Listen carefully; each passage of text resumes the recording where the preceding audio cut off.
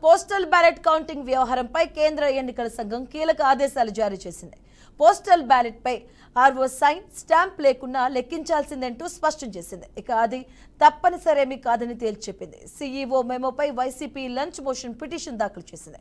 ఇక దీనిపై ప్రస్తుతం విచారణ సాగుతుంది. అలాగే పోస్టల్ బ్యాలెట్ సీల్ లేకుండా ఉంటే రిజెక్ట్ చేయాలని నిబంధన ఉందని వైసీపీ తరపు న్యాయవాది అంటున్నారు. సంతకం చేసే సైన్ కలర్ కూడా చాలా కీలకమని పిటిషనర్ తరపు న్యాయవాది కోర్టుకు తెలిపారు.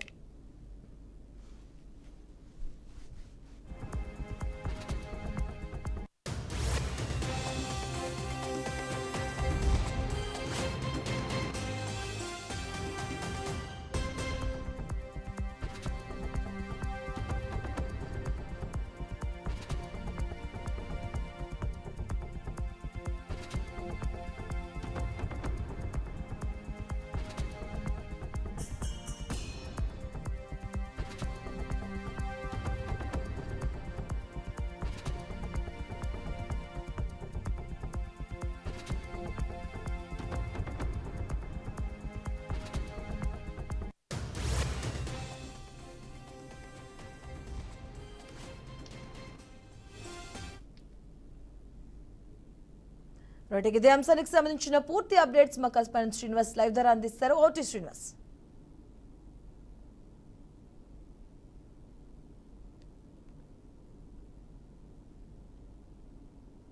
ఎన్నికలకు సంబంధించి జరుగుతున్నటువంటి వివాదాలు ఏవైతే ఉన్నాయో అవి హైకోర్టు చుట్టూ తిరుగుతున్నాయని చెప్పుకోవచ్చు. ప్రధానంగా మనం చూసినట్లయితే ఈసీ తీసుకొస్తున్నటువంటి నిబంధనలు, కొత్త నిబంధనలు ఏవైతే ఉన్నాయో అవి వైసీపీ పార్టీ నుంచి వ్యతిరేకత కనిపిస్తున్నాయి. అంటే వాటిని తప్పుపడుతున్న నేపథ్యం కనిపిస్తుంది. మరో పక్క నుంచి ఈసీ కూడా అదే రేంజ్లో స్పందిస్తున్న నేపథ్యం చూస్తూ ఉన్నటువంటి పరిస్థితి కనిపిస్తుంది. అయితే దీనికి సంబంధించి అంటే ఈసీ ఓ పక్కన క్లారిటీ ఇస్తున్నప్పుడు కూడా వైసీపీ ఆ విధానాలని కొంచెం తప్పు, ఆ విధానాల పట్ల రానున్న విధానాల పట్ల ఓటింగ్ ఏదైతే ఈ పోస్టల్ బ్యాలెట్ ఓటింగ్ జరిగినటువంటి విధానం ఏదైతే ఉందో దాన్ని అంటే అనర్హతగా ప్రకటించేటువంటి పరిస్థితుల్లో నేపథ్యంలో కూడా తమకు వచ్చినటువంటి పోస్టల్ బ్యాలెట్ ఓట్లు లాస్ అయిపోయేటువంటి పరిస్థితి ఉందని చెప్పని వైసీపీ ఏదైతే ఈ విధానాన్ని తప్పుపడుతుందో అయితే ఈసీ దానికి సంబంధించి కేంద్ర ఎన్నికల సంఘం కూడా దాని మీద స్పష్టత ఇవ్వడం జరిగింది. అయితే రాష్ట్రంలో ప్రస్తుతం వైసీపీ ఈసీ ఆ బ్యాలెట్ అంశంలో హైకోర్టుకి వెళ్ళిన నేపథ్యం చూస్తున్నాం. హైకోర్టులో కూడా దీనికి ఇంకా అంటే హైకోర్టులో విచారణ నడుస్తున్న నేపథ్యం చూస్తున్నాం.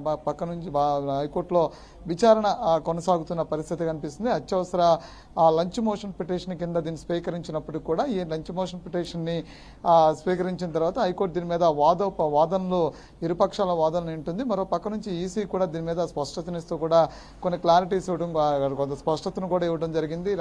అంటే ఏదైతే ఈసీ తీసుకున్నటువంటి ఏదైతే నిబంధనలు ఉన్నాయో ఇక ఈ ఓట్లు బ్యాలెట్ ఓటుకు సంబంధించినటువంటి ఏదైతే ఒక కొత్త విధానాన్ని తీసుకొచ్చారో ఆ విధానం పట్ల రాష్ట్రంలో అంటే ప్రతి ఒక్క ఓటు కూడా తము పోలింగ్ అంటే అర్హత పొందేటువంటి అవకాశం ఉంటుంది. లేదు అంటే కనుక కొన్ని సందర్భాల్లో కొన్ని ఓట్లు అంటే పోస్టల్ బ్యాలెట్లు ఓట్లు కొన్ని టిక్ పెట్టమో, ఇంకు పట్టమో, సిగ్నేచర్ సరిగ్గా లేకపోవటమో ఇలాంటి కొన్ని అంశాల్లో ఓట్లు కొన్ని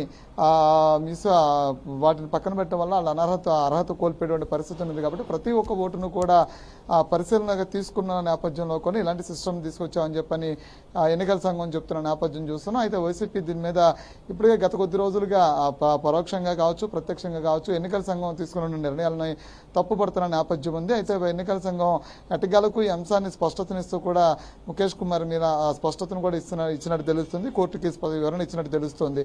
అదే కోర్టు దీని మీద ఎలా స్పందిస్తుంది ఏంటనే వేసి చూడాల్సిన పరిస్థితి ఉంది. మరో పక్క నుంచి చూస్తే పెన్నెల్లి రామకృష్ణారెడ్డి కూడా తనపై జరుగుతున్నటువంటి ఏదైతే ఈ కుట్ర కోణాలు ఇవన్నీ కూడా కుట్ర కోణంగా చూడాలంటూ కూడా హైకోర్టుని ఆశ్రయించారు. తన అధికారుల దగ్గర మొదలుకొని ప్రతి అంశంలో కూడా తన వెనకాల కుట్ర జరుగుతున్న అంశాలను మాత్రాన్ని హైకోర్టు దృష్టికి తీసుకెళ్లాడు.